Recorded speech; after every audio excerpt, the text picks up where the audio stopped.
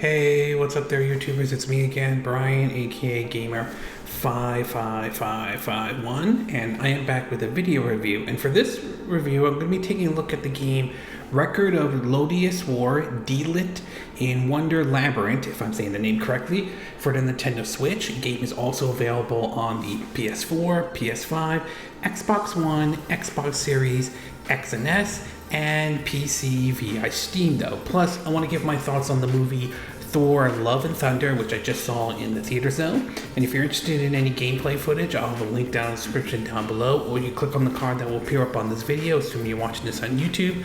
And for parents out there, it's worth pointing out that Record of Lodoss War, Deedlit in Wonder Labyrinth is rated T for teens ages 13 and up by the ESRB, while the movie Thor, Love and Thunder is rated PG-13 though. When it comes to anime games and all, there are a couple there are some that have sort of came over here, and there are some that have not though.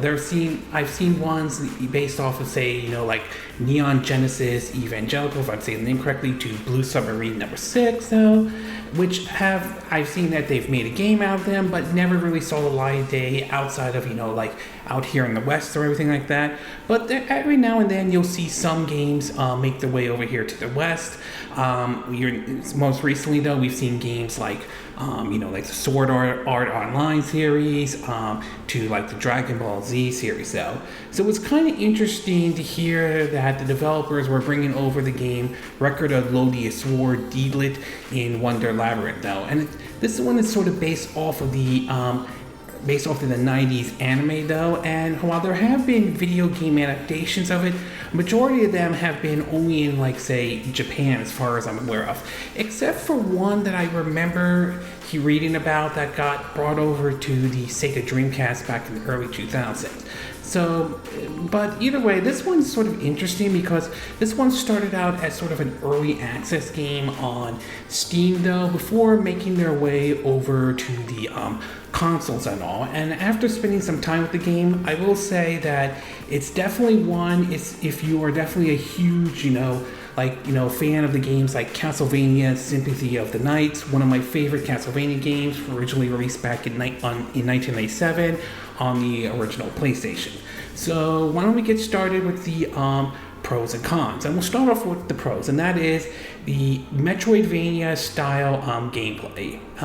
This game itself follows closely the tired and true formula of the Metroidvania style gameplays that are known for. Basically, even though it's a 2D game, it's kind of a little bit of a maze to a certain degree, as some areas you won't be able to access right away until you basically find like a certain power up or anything like that. So some of the game does definitely have a little bit of backtracking though. Combat wise is basically somewhat similar to Symphony of the Night. You have basically your character can be armed with a sword, to basically a bow and arrow, which you can actually use to aim though, which can come in handy from ranging from fighting enemies to solving certain puzzles, especially opening certain switches though. There's also warp points in the game and all that stuff, and a shop to to upgrade your weapons, to buy items to be exact though, and the use of magic, which you can use though to basically defeat certain enemies and so forth though. But they also add some little twists to it, as basically you get certain abilities like a wind and the fire abilities, like this fairy or something that follows you though, and this comes in handy because both of these serve their purpose though. So for example, the wind ability not only gives you basically ability to sort of float in the air for a bit, which can come in handy if you're trying to basically cover certain grounds, especially if they're covered by spikes or anything like that, to the fire ability, which can make you very easily withstand like fire or lava and all that. And this comes in handy because there are going to be certain enemies and certain traps or anything like that, or certain barriers where you need to switch between the fire and the wind. And because when you do that though, if like for example, if there is a wall of fire and you switch to the fire ability though, you can easily use that to refill like your magic and all, which can go up to go from level 1 to level 3. It gets knocked down when you get hit though, which can make your powers and abilities a bit more powerful and all. So it's a very interesting mechanic that they added into the traditional Metroidvania style gameplay though. So fans of the Metroidvania style approach will definitely like the gameplay to be exact though. The next thing we do want to talk about is the art style of the game. Now, the art style is very much similar to basically 1997's Castlevania Symphony of the Night, or any of, like the other 2D Castlevania games that were on, like, the original, like on the Game Boy Advance, or on, the Nintendo DS, though. You basically have, the 2D style, retro style to it, though, with, with this and that, though, very similar to Symphony of the Night. So I really like the pixel art style of the game, though. It definitely fits that style very well. And last but not least, though, to me, and this is just my preference on it, though, you really don't need to see like the anime to really understand the plot or anything like that. I mean, it helps, but I didn't feel like you had to really watch the anime or anything like that to understand, the plot or anything like that, since the gameplay I felt was like the big selling point for this game, to be exact, though. I mean, does it help to some degree? Yeah, I mean, it helps, but then again, you could also look up a wiki of it if you want to do that, though. But in either way, I didn't really see, it really didn't feel like you needed to watch the anime to figure out everything or anything like that, though. At least from my view, though.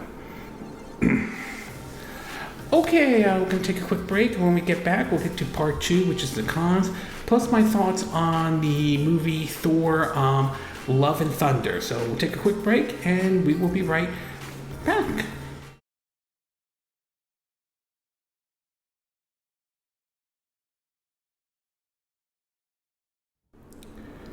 Okay, and we are back with part 2 of my video review of Record of the Lodoss War, Deedlit in Wonder Labyrinth. Again, if I'm saying the name correctly, for the Nintendo Switch. As I mentioned earlier, the game's on the PS4, PS5, Xbox One, Xbox Series X and S, and PC via Steam. So now that I gave you the pros, why don't we get started with the cons? And honestly, based on my time with the game so far, though, I really only have one con I can really think of, at least based on my time with it, though, and that has to do with the bow and arrow. And now, it is worth pointing out with the bow and arrow, though, it does use your magic and all, so you don't have to worry about, conserving, your ammo and your bow and arrow. You just gotta watch your magic, to be exact, though. I think the problem is that sometimes aiming with it to go can be a little tricky at times, to be exact, especially when you're dealing with certain puzzles or dealing with certain enemies, though. It can be a little tough at times, though. It's not like straightforward and all. You can do that, though. You shoot straight, though, but you can also shoot in different directions, which can definitely come in handy, though. But it can be difficult to aim at times, especially if you're using one of your powers to make your character float, to even solving some of the puzzles in the game, which there are certain switches that require you to shoot the bow and arrow, though, and aiming, there has been some puzzles where it took me a lot longer than expected, especially when it involves the bow and arrow, though. So aiming with the bow and arrow can be a little difficult at times. It doesn't make the game unplayable, it's just it can be a little tricky and can lead to some frustrated moments here and there, but not, like I said, nothing that makes the game unplayable or anything like that. Overall, I would say Record of Lodoss War, Deedlit in Wonder Labyrinth, though, is definitely a very fun and enjoyable Metroidvania style game on the Nintendo Switch. Even though this is based off of an anime, though, it's still a fun game, though, especially for Metroidvania fans, though. At its best, though, the Metroidvania style gameplay is there. That's great for those who are Metroid fans of that type of style of gameplay, though. The art style follows closely with its own its own unique look, though, but follows closely to basically what you saw like in Castlevania Symphony of the Night or other Metroidvania style games, whether it was on the original Game Boy Advance or the Nintendo DS, though. And I really did not feel like you need to watch the anime to kind of understand the plot. I mean, like I said, yes, it helps, but it's not really necessary. At its worst, however, is the bow and arrow can be a little tricky at times to aim, especially if you're doing some of the puzzles, though. There is a little bit of a learning curve, and there are times when it can be a little frustrated here and there, but nothing that made the game unenjoyable or anything like that, though. So it's really neat that the developers of Team Ladybug and the publisher Playism brought this game over, especially to the Nintendo Switch, though. It's definitely worth taking a look at if you are a Metroidvania fan or anything like that, though. I definitely enjoyed it, though. I've seen bits of the animes here and there. I remember watching it when Sci-Fi Channel had on it, like, Saturday anime or something like that. That was like a long time ago or anything like that. But it is definitely it definitely is a fun game, even if you never watched the anime and you're into the Metroidvania style, though. As for the physical version or anything like that, while there is a physical version, the only physical version I was able to find was through Playism, to be exact, though. So otherwise, the game is available on the Nintendo eShop. As for which version to pick up, honestly, this isn't really a graphically demanding game or anything like that. So ultimately, it's just really what is your system of choice? What is your main console or your system? What choice of system, whether it's a console or a PC to be exact. So it really just comes down to what your main system of choice is. So being I'm more of a Nintendo fan, the Switch is sort of kind of like my main system of choice, though. But either way, fans of the Metroidvania series just definitely take a look at this one. Even if you were a fan, even if you're not a fan of the anime, or if you are or not, it's worth taking a look at if you're a fan of the Metroidvania style gameplay, though. Okay, with that out of the way, I want to give my thoughts on the movie Thor: Love and Thunder that I just recently saw. I just came back from the movies to watch, though, and I honestly have to say, as far as I'm aware of, this to me might be, in my view, the best Thor movie that I've seen, though. The story pretty much picks off probably around after Thor goes with the Guardians of the Galaxy, following the events of, Avengers, Endgame and all that stuff. You see Thor sort of getting back up in training and everything, becoming himself, and sort of trying to figure out who he is, to be exact, though. And I will say Chris Hemsworth did a great job, continue to play Thor. It does a really good job, though. Other characters make returns, such as Natalie Portman returning as Jane Fonda, though. If I'm saying the name correctly, it might be Jane Foster, to be exact, as Lady Thor. And you learn how she was able to get her hands on, the hammer and all, to even Christian Bale. If I believe he's in this movie as, the God Killer, and I really like his character, to be exact. I thought he did a really good job. I also like how it's somewhat of a cosmic adventure to a certain degree, as they explore, other planets. You explore, somewhat of the galaxy, to even seeing the gods where they meet, though. And I will say Russell Crowe did a great job playing as Zeus. I mean, that is really well done. And to even seeing that looks like that's in full black and white, that feels like something out of Frank Miller's Sin City in a way. So it's really done. It's really well done. And some of the jokes are pretty funny. I did chuckle at a couple of them here and there, to be exact, though.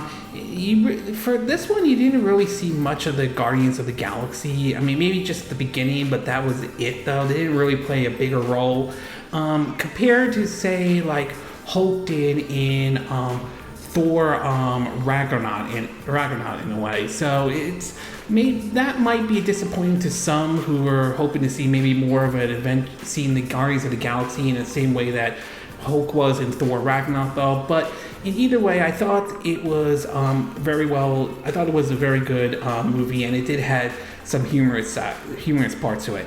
I am curious to see how the Greek gods are going to be viewed, if they're going to be used in future MCU movies or anything like that. I'm kind of curious if we'll see New Asgard again. I mean, could we see maybe a series maybe on Disney Plus or anything like that, though? And I will say the director, I apologize if I don't know his name correctly. I gotta give him credit for how he did this movie, though. I mean, I like how he could do something as say something as humor, that has humor like with Thor Ragnarok and Thor Love and Thunder, do somewhat of a dark comedy like Jojo Rabbit, to even doing some episodes of like, the Book of Boba Fett or The Mandalorian, and do really have a serious tone to it. So I gotta give props to the director and all that stuff. But overall, my take is I enjoyed Thor Love and Thunder though. I thought it was probably the best Thor movie in my view though. And I am curious to see what stuff we could see, like if they ever do a 5th Thor movie or not. Who knows if that will happen, but I certainly would be interested to see how some of the characters like Future of New Asgard to even the Greek gods, see how they are basically portrayed down the road in the MCU and all. Okay, this concludes my video review of Record of Lodoss War, Deedlit in Wonder Labyrinth, and my thoughts on the movie Thor Love and Thunder. And again, these are my opinion. What are yours?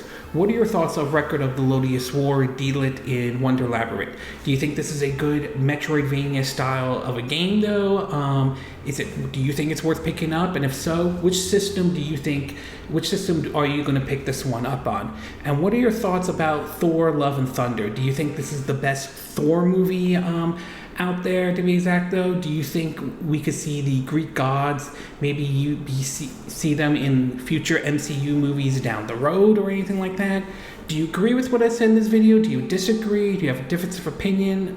As always, sound off in the comment section below. Let me know what you think. And if you do like this video, I hope you hit the like button. I would appreciate it. And I hope you do subscribe to my YouTube channel. If you do, make sure you hit the bell icon for notifications of any new videos I put up. Also, feel free to share this video if you want to, and feel free to donate to my channel if you like. You can do it through PayPal me or Patreon. Links will be in the description of this video, assuming you're watching this on YouTube. And I will see you again next time when I do another video. Hopefully that'll be soon. Until then, from Southern California, wish you all a good day then.